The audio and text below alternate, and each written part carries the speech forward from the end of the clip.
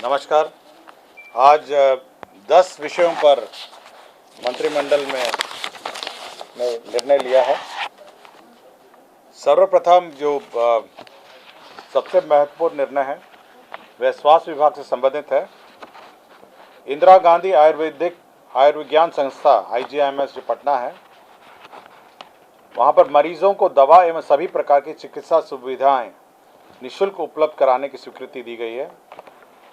बिहार चिकित्सा सेवाएं एवं आधारभूत संरचना निगम लिमिटेड के माध्यम से दवा एवं चिकित्सीय सामग्रियों की आपूर्ति करने एवं उपरोक्त व्यवस्था संस्था में पूर्व से लागू पंजीकरण शुल्क एवं प्राइवेट वार्ड, डीलक्स वार्ड में भर्ती मरीजों के लिए शैय्या शुल्क एवं अन्य शुल्क को छोड़कर लागू करने की स्वीकृति दी है। इसका मतलब ये है कि अब से जब से एक अधिसूचना जारी होगी स्वास्थ्य विभाग द्वारा, IGIMS इंदिरा गांधी आयुर्विज्ञान संस्था में सभी प्रकार की दवाइयाँ अब निःशुल्क उपलब्ध कराई जाएगी और सुविधा उपलब्ध कराई जाएगी। केवल पंजीयन शुल्क लगेगा, बहुत ही छोटी पंजीयन शुल्क लगेगा, और साथ ही साथ जो प्राइवेट वार्ड है और डीलक्स वार्ड है उसमें जो बेड के चार्जेस हैं वो लगेंगे। अब दवा फ्री मिलेगी, जांच भी फ्री होगा। जांच तो अभी भी फ्री है, जांच और दवा फ्री मिलेगी।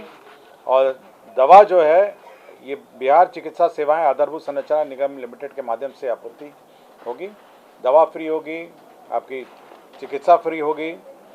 केवल जो पंजीयन शुल्क होगा, अब पंजीयन शुल्क बहुत ही कम है, मेरे ख्याल से ऐसे कुछ 50 रुपये है कुछ है, तो वो डीलक्स और प्राइवेट वार्ड में जो बेड का चार्ज है वो अलग है, मतलब वो आपको लगेगा। हाँ, बाकी दवा फ्री होगी। सभी फ्री है, सब कुछ फ्री है। केवल आपका जो प्राइवेट वार्ड और डीलक्स वार्ड है जब फ्री है, दवाई फ्री हो गया, आपका दवाई फ्री हो गया, जांच फ्री हो गया, तो फ्री होगा। और क्या बचा? वेतन तो सरकार देती है। इतना खर्च जो सरकार को उस पर झेलना पड़ेगा, जो बियर करना होगा, उसका क्या IGIMS जैसे बिलिंग करता है उतना सरकार को बिल करेगा, मतलब वो बिलिंग अपना बनाएगा और सरकार अतिरिक्त बोझ कितना पड़ेगा? ये मोटा मोटी जो अनुमान किया गया है करीब 60 करोड़ के आसपास ये अनुमान किया गया है। तो वो जो बिलिंग करता है सरकार को बिल होगा, लेकिन हाँ प्रतिवर्ष अनुमान है। जो भी है, मतलब जितनी भी आवश्यकता होगी। अब तो मरीज ज़्यादा हो जाएंगे, जैसे ही आपका निःशुल्क हो जाएगा तो वो अलग है। अभी सब फ्री होगा, मतलब जो भी आपका अभी बाजार से बहुत कम ही डिफरेंस था। हाँ, बहुत कम ही डिफरेंस था, फ्री हो गया तो। और ये जब से नोटिफिकेशन होगा, मतलब अब इसकी व्यवस्था भी करनी है, तो जब से नोटिफिकेशन अधिसूचना स्वास्थ्य विभाग जारी करेगा उससे ये इस वित्तीय वर्ष में होने की उम्मीद है। मतलब अधिसूचना जारी करने में जितना दिन लगे उसकी व्यवस्था करनी पड़ेगी। उसका जो भी है वित्तीय वर्ष, इसी वित्तीय वर्ष का कैबिनेट है, तो वित्तीय वर्ष में मैंने आपको इसलिए कहा ना, मैंने कहा कि जिस दिन अधिसूचना जारी होगी उस तिथि से। बजट तो अभी भी है, अभी भी उसका बजट है। हाँ, एक्स्ट्रा जा रहा है, अभी तो बजट है। मतलब बाकी आपका PMCH का भी बजट है, बाकी अन्य हॉस्पिटल में तो बजट है। अब IGIMS में भी उसी प्रकार बजट उपलब्ध होगा। दूसरा था उद्योग विभाग। राज्य में अल्पसंख्यक वर्ग के युवाओं में उद्यमिता को बढ़ावा देने, इनके बीच स्वरोजगार को बढ़ावा देने के उद्देश्य से मुख्यमंत्री अल्पसंख्यक उद्यमी योजना की स्वीकृति। आपको जानकारी होगा कि मुख्यमंत्री उद्यमी योजना विभिन्न वर्गों के लिए संचालित की जा रही थी। सबसे पहले अनुसूचित जाति, अनुसूचित जनजाति की शुरू हुई, उसके बाद अति पिछड़ों को उसमें शामिल किया गया, उसके बाद महिला वर्ग को के लिए अलग योजना बनी, उसके बाद आपके सामान्य वर्गों के लिए हुआ। अब अल्पसंख्यक के लिए भी अलग से एक उद्यमी योजना शुरू की गई है, और केवल उद्यमी, और इसमें जो लोन और जो अनुदान का कंपोनेंट है अन्य योजनाओं के अनुपात में ही है, 50-50 है। 5 लाख आपका लोन है और 5 लाख आपका अनुदान है। और जो सूद की राशि है, जो इंटरेस्ट है, जो लोन की राशि में सूद है, वो अपने वर्ग अनुसार है, अति पिछड़ा का अति पिछड़ा के अनुसार है, महिला का महिला के अनुसार है और जनरल का जनरल। इसमें माइनॉरिटी नहीं, अब जब माइनॉरिटी में महिला है तो महिला के अनुरूप होगा और उसका जो अति पिछड़ा होगा तो अति पिछड़ा के अनुरूप होगा, अपने अपने वर्ग के अनुसार है, अलग से हम लोगों ने निर्धारित नहीं किया, उसी के अनुरूप होगा। और करीब 100 करोड़ इसमें उपलब्ध है वर्ष 2023-24 में, तो 100 में आप अनुमान कर सकते हैं 10 लाख के हिसाब से करीब 1000 लोगों को दिया जा सकता है। हाँ, 5 लाख अनुदान है और 5 लाख आपका ऋण है। तो ऋण की जो राशि है उसमें सूद लगेगा, तो सूद उसके अपने वर्ग के अनुसार है। अगर महिला होगी तो महिला के अनुसार होगा, महिला उद्यमी योजना के अनुसार वो बंद हो जाएगा, वो बंद हो जाएगा, वो बंद हो जाएगा, वो बंद हो जाएगा। 1% है ना, एक को इंटरेस्ट फ्री है और एक को 1% लगता है ना। और वो जो पूर्व में जो अल्पसंख्यक निगम द्वारा संचालित थी वो बंद हो जाएगी। हाँ, निगम जो चलाता था बहुत छोटी सी, शायद 1 लाख या 2 लाख देता था, अब वो बंद हो जाएगी। उसके स्थान पर अब 5 लाख ऋण है और 5 लाख अनुदान है और ये उद्योग विभाग के माध्यम से चल 10 लाख तक। गृह विभाग के अंतर्गत बिहार राज्य में यातायात नियंत्रण एवं सड़क दुर्घटनाओं में कमी लाने के उद्देश्य से राज्य के 12 जिलों में पूर्व में सृजित यातायात थाने थे। अब 28 जिलों अतिरिक्त 28 जिलों में भी अब यातायात थाने होंगे और इसके लिए जो 4215 पदों का सृजन जो आवश्यकता है उसमें 3366 पद तो पहले सृजित हो गए हैं और 8049 पदों के सृजन की स्वीकृति कैबिनेट ने दी है। इसमें आपको जानकारी होगी कि 12 जिले में ऑलरेडी यातायात थाने थे, जो ट्रैफिक के थाने थे वो पहले ही थे। अब 23 जिलों में थाने नए खोले जाएंगे, जिसमें किशनगंज है, नवादा है, सिवान है, बक्सर है, मधुबनी है, जहानाबाद है, भभुआ है, सुपौल है, सहरसा, जमुई, रोहतास, बेतिया, वैशाली, औरंगाबाद, अररिया, गोपालगंज, सीतामढ़ी, समस्तीपुर, लखीसराय, बांका, खगड़िया, मोतिहारी और मधेपुरा। मैं फिर से पढ़ देता हूँ।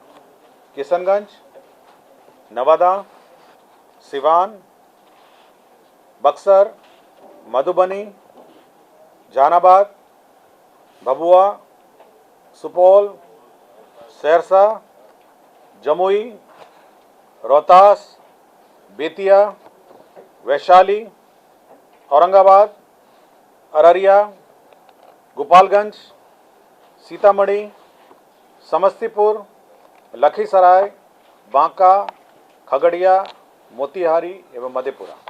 तो अब 23 जिलों में अब यातायात थाने होंगे।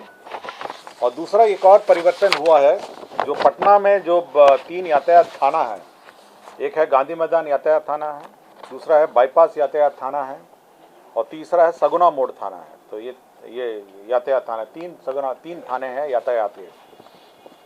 तो इनका जो जुरिस्डिक्शन उसका जुरिस्डिक्शन है परिवर्तन किया है कि कौन से थाने जो थाना है वो कौन से यातायात थाने में। बड़ी लंबी सूची है, अगर आपको चाहिए होगा तो मैं उपलब्ध करा दूंगा, अगर आपको छापना हो, ताकि हमारे पटना के जो लोग हैं वो जान सकें कि कौन सा थाना कौन सा यातायात थाना के साथ। तो मैडम ये आपको दे दूँगा। दूसरा उसी प्रकार गया में भी नगर यातायात थाना और बोध गया यातायात थाना, तो यह भी मतलब बोध गया के जो गया और बोध गया का यातायात थाना है उसका भी जुरिस्डिक्शन तय किया गया। तो ये दोनों थाने का जुरिस्डिक्शन तैयार किया है। तो ये एक महत्वपूर्ण निर्णय है। और 23 जो नए पुलिस क्षेत्र बनाए गए हैं, अतिरिक्त 28 जिलों में यातायात थानों का सृजन है। तो ये एक महत्वपूर्ण निर्णय हुआ है। ये मंत्रिपरिषद ने औद्योगिक क्लियरेंस दिया है। मेसर्स ड्यूराटेक सीमेंट है, ड्यूराटेक सीमेंट जो सीमेंट बनाती है वो ड्यूराटेक जो समस्तीपुर में ये लगाएगी, रहीमाबाद में, और 86 करोड़ 44 लाख का इसका इन्वेस्टमेंट है। ये समस्तीपुर में ड्यूराटेक अपना सीमेंट का प्लांट लगाएगा। आत्मनिर्भर बिहार के 7 निश्चय के अंतर्गत छपरा नगर में स्टॉर्म वाटर ड्रेनेज योजना की स्वीकृति दी गई है छपरा शहर में, और ये 134 करोड़ 97,08,900 रुपये है। तो 134 करोड़ 97,08,900 रुपये की योजना है। ये छपरा नगर निगम क्षेत्र में ये स्टॉर्म वाटर ड्रेनेज योजना स्वीकृत की गई है। एक भूमि स्थानांतरण का भी मामला है। पटना जिला अंतर्गत पटना सदर अंचल में जो गांधी मैदान मेट्रो स्टेशन है उसके लिए रेड क्रॉस की थोड़ी भूमि जो है वो मेट्रो रेल कॉरपोरेशन को शुल्क सहित 48,78,000 रुपये में दी गई है। तो पटना जो गांधी मैदान मेट्रो स्टेशन है उसके लिए ज़मीन दी गई है। माननीय उच्च न्यायालय में सामान्य प्रशासन विभाग का प्रस्ताव है। माननीय उच्च न्यायालय में संयुक्त निबंधन आईटी के पदनाम के स्थान पर संयुक्त निबंधन आईटी प्रशासन में परिवर्तित किया गया है। ये बहुत छोटा सा परिवर्तन है। केवल आईटी संयुक्त निबंधन आईटी की जगह संयुक्त निबंधन आईटी प्रशासन।